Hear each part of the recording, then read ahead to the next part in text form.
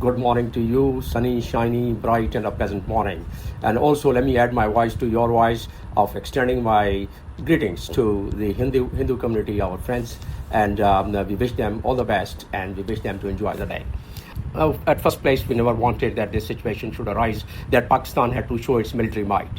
We have always been trying to have a restraint with our, particularly with Afghanistan, even while it came to India, which is our arch enemy. We tried to show our restraint until they crossed the international border and they attacked us. So coming back on Afghanistan, it's a positive sign, and the second so to say, ceasefire after expiry of the 48-hour ceasefire initially, and with the mediation, of course, by our friends and very sincere friends, both Qatar and Turkey. So now we are under that phase where we are respecting the ceasefire. But despite that, we are noticing some of the incidents which originate from Afghanistan, and we are addressing them. Our law enforcing agencies, our armed forces, they are addressing that problem. The second phase, which starts, that would in fact draw the framework for implementation part and for a very viable monitoring mechanism to tackle the terrorism in Afghanistan. But basically the root cause, unless the root cause is addressed, and root cause is embedded in the Doha agreement, and the Taliban had made a commitment, they had signed that agreement, and that was later on endorsed by the Security Council in March 21. So that has now become an international law, and Afghan Taliban are responsible. Whether they have the capability or not, that's a different thing. They have to share it with the world that they don't have that capacity or capability or the willingness to control that, because so many years have passed by, and that commitment which Afghan Taliban had given to the world in a way, because it was adopted by the Security Council in March 21, as I said. But Pakistan has been repeatedly reminding Afghan Taliban about this menace of terrorism originating from Afghanistan. And now another problem which has been added to it is India has augmented its foothold in Afghanistan, and they've started supporting these TTP.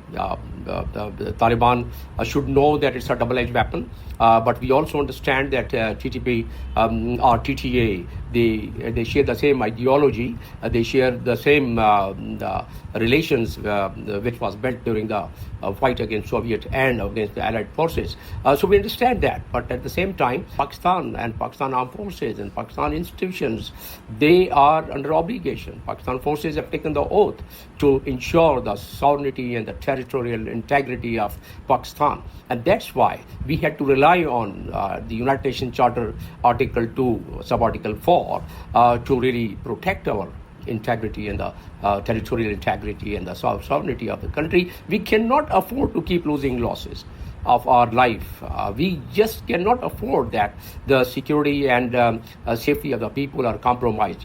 I think the timely gain which they might have thought, that's why they are now collaborating with Indians. And in that context, I also feel that the little space which they got, and that was created because of those fundamental points which we were just discussing about the terrorist activities. 60% terrorist activities increased post-21 once the Taliban had taken over Afghanistan. It was on the very second day that Taliban had taken, while they were releasing the prisoners from their main prison of Kabul, we requested them that we need about 800 of the TTP workers, TTP operators who have blood on their hand and who have been operating in Pakistan, but that was not given to us.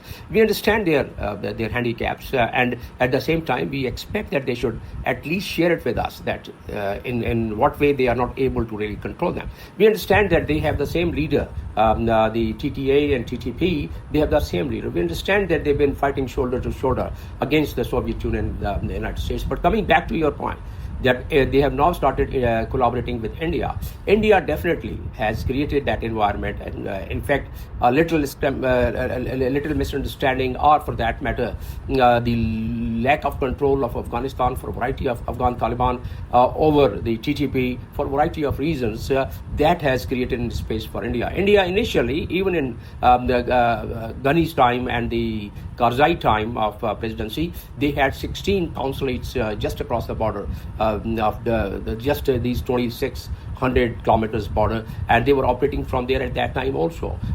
We were able to tackle them at that time, and the number of incidents were much lower. As I said, that post takeover of Taliban, it has now increased by about 60%. More than 3,000 lives were lost just as a result of these terrorist activities. So that to that extent we cooperated and we tolerated and we absorbed that shock. But this was now beyond us because it was impeding, A, that we could not afford to really lose more lives, B, that it was impeding the investment and commercial activities in Pakistan.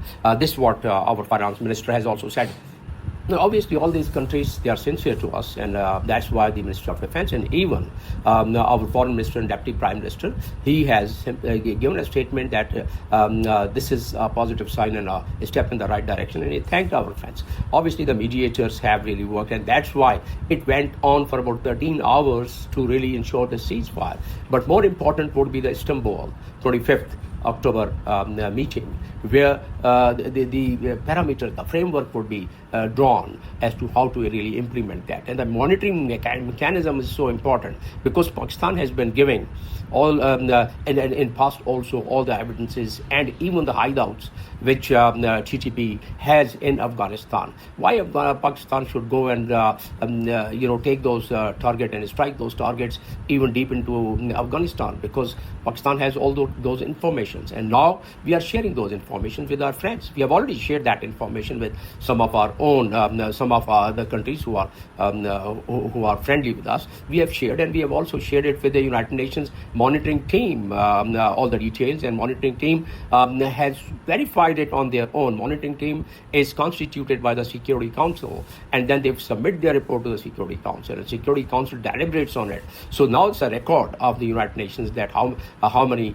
terrorist groups are stationed there in Afghanistan, which again is the violation of the agreement which Afghan Taliban had, and also it's a violation of the Security Council Article 1373, in which the terrorism and terrorists had to be suppressed and had to be really pushed out of the territory. But nothing is happening. That's why these friends of ours, the Turkey, Qatar, and that's why this dialogue is going on, and that's why these efforts are being made, not only by those two countries which we just named, the mediators, Turkey and Qatar, but also behind the scene, China, Russia, Saudi Arabia, and many more countries. In fact, very recently, Taliban representation was there in Moscow once we had a Moscow format, and Central Asian countries, plus the countries which I just named, Russia, China, Pakistan, Iran, and the Central Asian countries. And Taliban there, they did not admit that they have their soil these terrorist groups. So that denies of the fact, that's really that was the main impediment, and that brought us to the stage where we lost our tolerance, and we could not, in fact, we could not afford to really keep tolerating it, and that's the reason. And the world, as a matter of fact, now and previously also we've been keeping the world aware. But now that we have a higher trajectory of our foreign policy, now that we have a higher profile than what we had before Markai-Haq, right? So now our narrative is resonated. We understand that India, they are quite used to having a false propaganda and building their own narrative. These days, India, all their energy is going in that false narrative and propaganda in which the nationalist feelings are being invoked in Afghanistan. So the religion and national feeling are being invoked, and that could be detrimental for Pakistan. But Pakistan obviously should try a little more in countering that narrative, because that's neither. In fact, if we look at it in a broader spectrum, it's not even in the interest of the longer interest of India, because if India wants to go for the double-digit growth, then they have to really have their trade with the SCO countries, and that's only possible if Afghanistan is stabilized. Now, yesterday only, we have liberalized our border trade with Iran, Pakistan, Russia, and Afghanistan. So that is, again, while the ceasefire has just happened, we have shown this goodwill gesture of liberalizing our border trade system. So we are not leaving any stone unturned so far as the goodwill is concerned, and so far as moving to a positive trajectory of our relations, and which could be a win-win game for the people in this region. And Pakistan, your fundamental question, your basic question, that would it reduce? Yes, that's what is the efforts are being made. But it would only reduce if TTA, which is Taliban Afghanistan and Taliban Pakistan, they are basically having the same mindset, they have the same ideology. So unless they really make up their mind that that is not to be done, it would keep the Afghan Taliban at their defensive. Thank you very much.